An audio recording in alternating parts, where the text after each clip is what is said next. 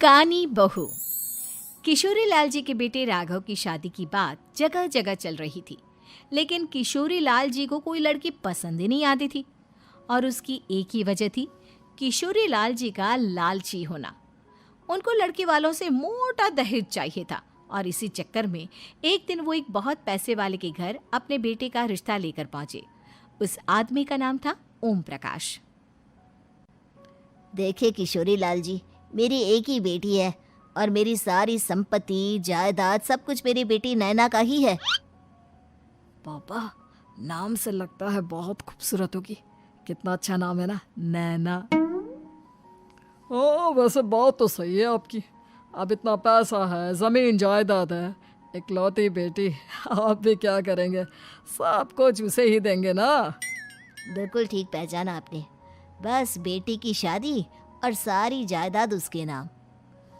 पापा, बिना देखे हाँ कर दीजिए ना। इतना अच्छा रिश्ता फिर कहाँ मिलेगा? माला माल हो जाएंगे हम। मैं अपनी बेटी को बुलाता हूँ। अरे नहीं नहीं नहीं नहीं, आपकी बेटी का नाम नैना है, सुनकर ही लगता है बहुत सुंदर होगी। रहने दीजिए अंकल, मैं तो आपकी बेटी के नाम से ही इतना खुश हो गया हूँ कि उसे बिना देखे शादी करने को तैयार हूँ। अब तो मैं उसका चेहरा सीधे शादी के बाद ही देखूंगा। और इस तरह राघव नैना का चेहरा नहीं देखता और उससे शादी कर लेता है।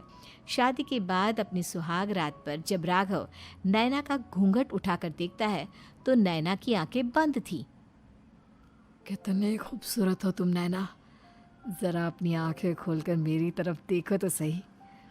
नहीं, मुझे शर्म आती है।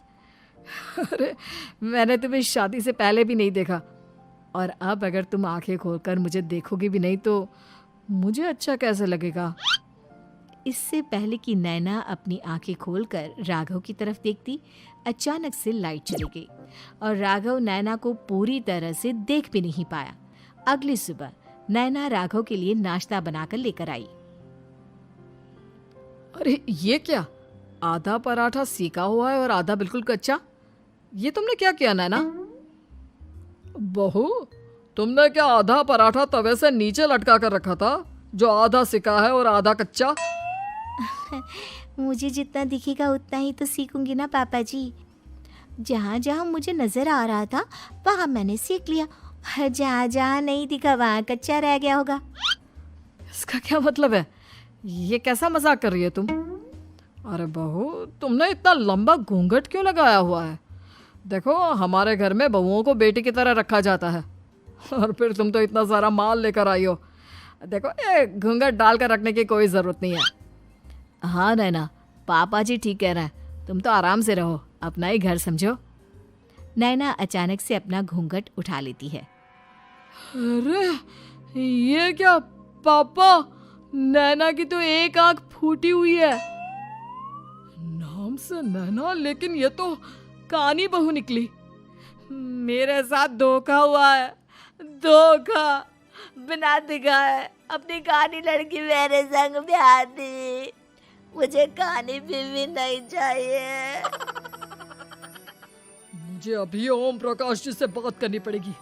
आखिर उन्होंने मेरे साथ ऐसा किया क्यों? अरे, आप लोगों ने ही तो पापा से कहा था कि आप लोग शादी से पहले मुझे देखना नहीं चाहते। अब मेरे पापा पर क्यों इल्जाम लगा रहे हैं? अरे लेकिन उन्हें बताना तो चाहिए था ना कि तुम कानी हो, एक आंख से तुम्हें दिखाई नहीं देता। किशोरी लाल और राघव नाराज होकर ओम प्रकाश को अपने घर बुलाते हैं। पापा जी, ये आपने क्या किया? शादी से पहले बताया क्यों नहीं कि नैना की आंखों में परेशानी है? अरे, आप ही ने तो लड़की देखने से मना कर दिया था। अरे लेकिन आप बता तो सकते थे। आपको तो हमारी बेटी की प्रॉपर्टी चाहिए थी, वो भी पूरी की पूरी। अब क्या हुआ अगर उसे आधा दिखाई देता है? प्रॉपर्टी तो आपको पूरी मिल गई ना। अरे ये क्या बात हुई? मेरी शादी प्रॉपर्टी से नहीं, आपकी बेटी से हुई है।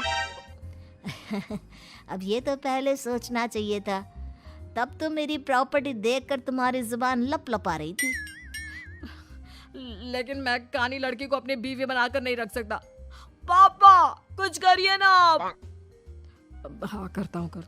देखिए ओम प्रकाश जी, आप हमारे साथ ऐसा नहीं कर सकते। और तुम देखो, अगर तुमने मेरी बेटी से शादी तोड़ी ना, तो जो भी प्रॉपर्टी मैंने तुम्हें दी है वो तो पूरी की पूरी वापस ले ही लूँगा, और आधी प्रॉपर्टी तुम्हारी भी लूँगा। अरे मेरी आधी प्रॉपर्टी भला क्यों लेंगे आप? इसलिए क्योंकि मेरी बेटी को आधा नज़र आता है और उसकी नज़र अभी तक तुम्हारी आधी जायदाद पर ही पड़ी है। अब तुम उसे घर से निकालोगे तो कुछ तो लेकर जाएगी ना। और अगर हम आपकी बेटी को अपने घर की बहू बना कर रखे तो? तो तुम्हारी पूरी प्रॉपर्टी तुम्हारी ही रहेगी, और जो मैंने तुम्हें दिया है ना, उसमें से बस मैं आधा लेकर जाऊंगा। अरे लेकिन अब आप अपनी दी हुई प्रॉपर्टी में से आधी वापस क्यों लेकर जाएंगे? अगर मैं आपकी बेटी को अपनी पत्नी बनाकर रखने को तैयार हूं तो? इसलिए ताकि भविष्य में अगर तुम मेरी बेटी को धोखा दो तो उसके पास कुछ तो रहे जो पति का हो। वैसे मेरे पास तो बहुत कुछ है, लेकिन अपने पति की कोई निशानी तो उसके पास होनी चाहिए ना।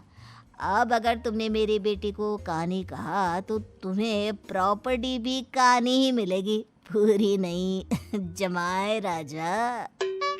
किशोरी लाल और राघव समझ चुके थे कि वो बुरी तरह फंस चुके हैं और अब उनके पास वहां से निकलने का कोई चारा नहीं है। अब समझ में आया ना, लालच बुरी बला होती है। एक तो तुम्हें प्रॉपर्टी मिली, ऊपर से बीवी मिली, उसमें तुम्हें नखरे भी दिखाने हैं। आए बड़े, चुपचाप बैठो दोनों। कुछ दिनों के बाद नैना राघव की कार लेकर बाजार घूमने निकलती है और जब कार लेकर वापस आती है, ये क्या?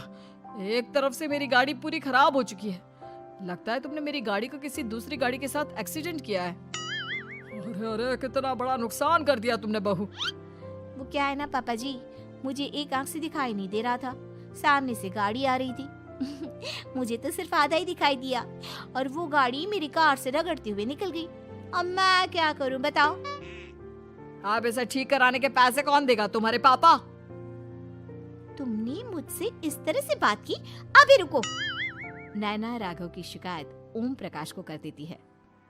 देखो राघव, अब जो मेरी आधी प्रॉपर्टी तुम्हारे पास थी ना, उसमें से आधी और मैं लेकर जाऊंगा, क्योंकि तुमने मेरी बेटी को डांटा। अरे नहीं नहीं पापा जी, गलती हो गई, माफ कर दो। गलती की तो कोई गुंजाइश ही नहीं। अगली बार मेरी बेटी को डांटा तो बची हुई आधी में से आधी और ले जाऊंगा। लालच के चक्कर में हम दोनों ने बहुत बड़ी गलती कर दी बेटा। एक तो तुम्हें कानी बहू मिली और ऊपर से जो माल मिला वो भी काना। इस तरह राघव की हर एक गलती पर ओम प्रकाश उसकी प्रॉपर्टी का आधा आधा हिस्सा लेकर अपना सारा माल वापस ले गया और राघव को कानी बीवी से काम चलाना पड़ा। भाई लालच वाकई में बुरी बला है।